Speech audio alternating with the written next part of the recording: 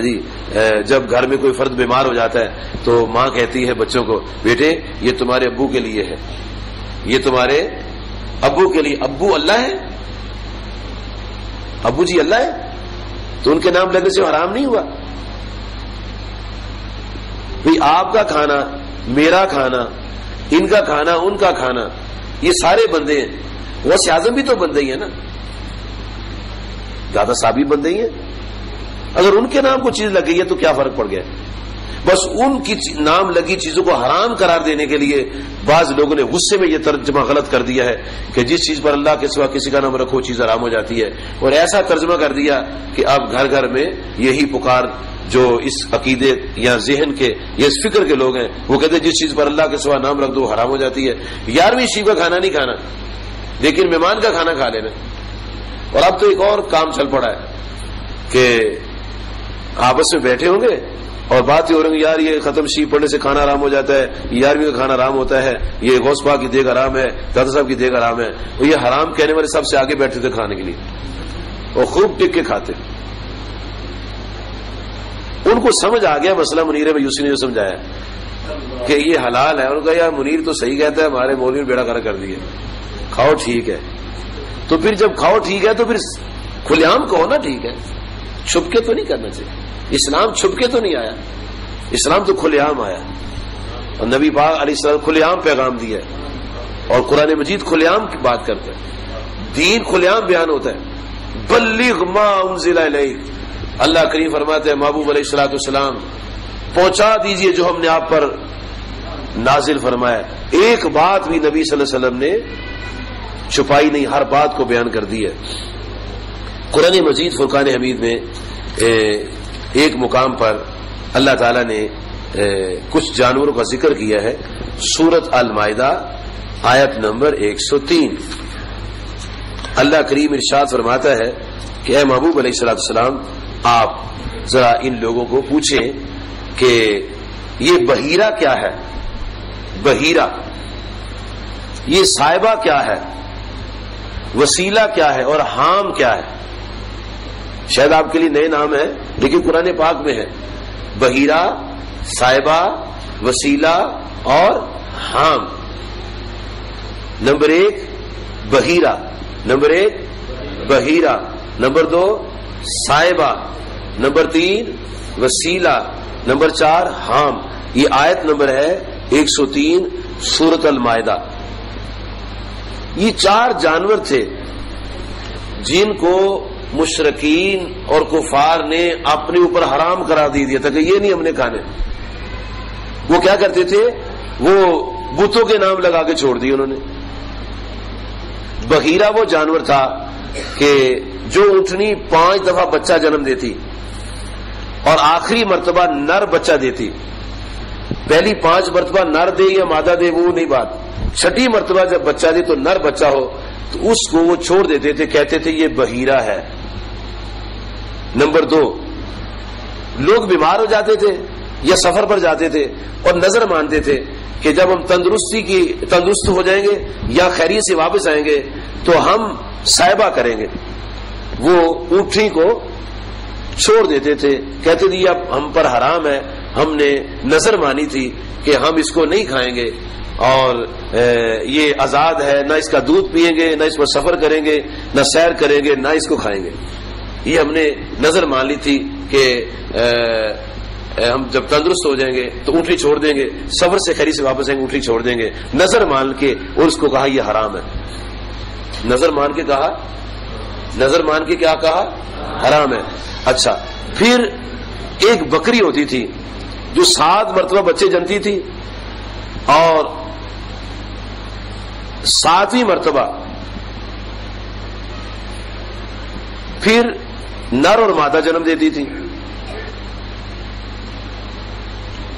تو اس کو چھوڑ دیتے تھے کہ اب اس کو نہیں کھانا. نمبر 4 حام, وہ نر اونٹ تھا جس کا کسی اونٹی کے ساتھ ملاپ کراتے تھے اور 10 دفعہ جس اونٹ کے ساتھ اونٹی کا ملاپ ہو جاتا تھا, جس اونٹ کا جس اونٹنی کے ساتھ 10 اونٹوں سے ملاپ ہوتا تھا, وہ کہتے تھے اب یہ کھانا حرام ہے. اس کو وہ کہتے تھے بحیرہ, صائبہ, وسیلہ اور حام. اللہ تعالیٰ فرماتا ہے انہوں نے ان کو حرام قرار دیا ہے کہ یہ نظر مانی ہم تندرست ہو جائیں گے اور شفا پائیں گے تو یہ جانور نہیں کھائیں گے. تو نظر والے جانور کو انہوں نے حرام قرار دیا. مشرکین نے نظر والے جانور کو حرام قرار دیا. اللہ فرماتے ما جعل اللہ من بخیرۃ ولا صائبۃ ولا وسیلۃ ولا عام ولکن الذین کفروا یفترون علی الکذب. اللہ فرماتے میں نے تو حرام قرار نہیں دیا اور یہ کافر جو ہیں یہ تو اللہ پر بہتان باندھ رہے ہیں. واکثرهم لا یعقلون. اور ایسا کہنے والے اکثر بے وقوف ہے. کون ہے؟ نظر والے جانور کو حرام کہنے والے کون ہے؟ یہ اللہ تعالیٰ کہہ رہا ہے. فرمایا یہ حرام نہیں ہے، یہ جانور حلال ہے. نظر ماننے سے جانور حرام نہیں ہوتا. یہ تو کافر کہتے تھے، یہ تو مشرک کہتے تھے، مسلمان نہیں کہتے. مسلمان رب بھی ان کو حرام نہیں کرا دیتا. جو چیز اللہ کے سوا کسی کے نام لگائی جائے یہ کہنا کہ وہ حرام ہے. کوئی چیز حلال نہیں بچتی، سب کچھ حرام. چیز میں مکان بھی آ جاتا ہے، چیز میں بیوی بھی آ جاتی ہے، چیز میں اولاد بھی آ جاتی ہے، چیز میں دکان بھی آ جاتی ہے، چیز میں چاولوں کی بوریاں بھی آ جاتی ہیں، چیز میں کھیتی بھی آ جاتی ہے، چیز میں کنویں بھی آ جاتے ہیں. ہر چیز میں ہر اشیاء جب چیز میں کہیں چیز یہ چیز وہ چیز وہ چیز، اور جو چیز غیر اللہ کے نام لگ گئی وہ حرام ہے. اگر یہ ترجمہ کریں گے تو آپ نے چینی کی بوریاں منگوائی ہیں اور ٹرک والا آپ کی دکان تلاش کر رہا ہے اور لوگ پوچھتے ہیں بھئی کہاں سرگرداں پھر رہے ہو؟ کہنے یار وہ چودھری نظام دین کی چینی آئی ہے. چودھری تو چینی چیز ہے نا، تو کس کے نام لگ گئی؟ تو حرام ہے سارا کچھ. بس یہ غصے میں جو ترجمہ کر بیٹھے نا لوگ، اس غصے نے بیڑا جو ہے نا وہ ڈبو دیا ہے جی. اس لیے نبی صلی اللہ علیہ وسلم فرمایا کہ غصے میں فیصلہ نہ کرو. غصے میں فیصلہ نہیں کرنا چاہیے، ہوش آواز قائم رکھ کے فیصلہ کرنا چاہیے، کیونکہ غصے میں وہ جو صلاحیتیں غور فکر کی ہوتی ہیں وہ بیچاری بیکار ہو جاتی ہیں.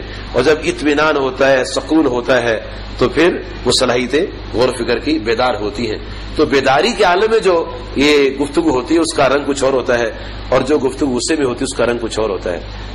نبی کریم صلی اللہ علیہ وآلہ وآلہ مبارک وسلم نے پورا دین محبت سے بیان کیا ہے، پورا دین. اور پھر آپ کی ذات واحد ذات ہے کہ جب غصے میں بھی کوئی بات کہی ہے نا تو صحیح کہی ہے بات. کیونکہ آپ فرماتے ہیں اس منہ سے جو بات نکلتی ہے خوشی میں نکلے، ناراضگی میں صحیح بات نکلتی ہے، کیونکہ آپ معصوم ہیں. باقی سب جج ہو، وکلاء ہو، حکام ہو، جتنے بھی لوگ ہیں جب غصے میں کوئی بات کرتے ہیں تو نقصان ہو جاتا ہے جی. یہ نقصان امت کا اس لیے ہوا ہے کہ غصے میں ساری باتیں ہوئی ہیں. اگر ٹھنڈے دل سے ترجمہ کیا ہوتا تو بھی ترجمہ کیا کرنا تھا جو امام احمد رضا رحمۃ اللہ علیہ نے بڑے ٹھنڈے دل سے، بڑے سکون کے ساتھ، اطمینان کے ساتھ بیٹھ کے اور محبت کے قلم کو لیا ہے، پیار کی سیاہی میں ڈبویا ہے اور اس کے مصطفیٰ کے پیپر پر لکھا ہے اور کہہ دیا ہے وہ جانور کہ جو غیر خدا کا نام لے کر ذبح کیا جائے وہ حرام. اور یہی ترجمہ شیخ سعدی کرتے ہیں، یہی ترجمہ شاہ اللہ صاحب محدث دہلوی کرتے ہیں، یہی ترجمہ حضرت عبداللہ بن عباس کرتے ہیں. ساوی الجلالین جلد 1 صفحہ 71 میں یہی ترجمہ ہے. مدارک شریف جلد 1 صفحہ نمبر 69-70، خازن جلد 1 صفحہ 119، معلم جلد 1 صفحہ 119، تفسیر کبیر جلد 1 صفحہ 381، در منصور جلد 1 صفحہ 148، انوار التنزیل جلد 1 صفحہ 38، روح البیان جلد 1 صفحہ 288، تفسیر مدارک جلد 1 صفحہ 269، روح المعانی جلد 2 صفحہ 59، تفسیر ابو مسعود ابو سعود جلد 2 صفحہ 161، تفسیر مزری جلد 1 صفحہ 158، تفسیر بیضاوی جلد 1 صفحہ 221، تفسیرات احمدیہ صفحہ نمبر 41 اور 42. ان تمام تفاسیر کے اندر یہی ترجمہ ہے کہ جس چیز کو ذبح کے وقت، جس جانور کو ذبح کے وقت اللہ کے سوا کسی اور کا نام لیں گے وہ جانور حرام ہوگا، لیکن جو چیز کسی اور کے نام لگائیں گے وہ حرام نہیں ہوگی. اللہ تعالیٰ مجھے اور آپ کی ان باتوں کا فہم عطا فرمائے. وآخر دعوانا ان الحمد للہ رب العالمین.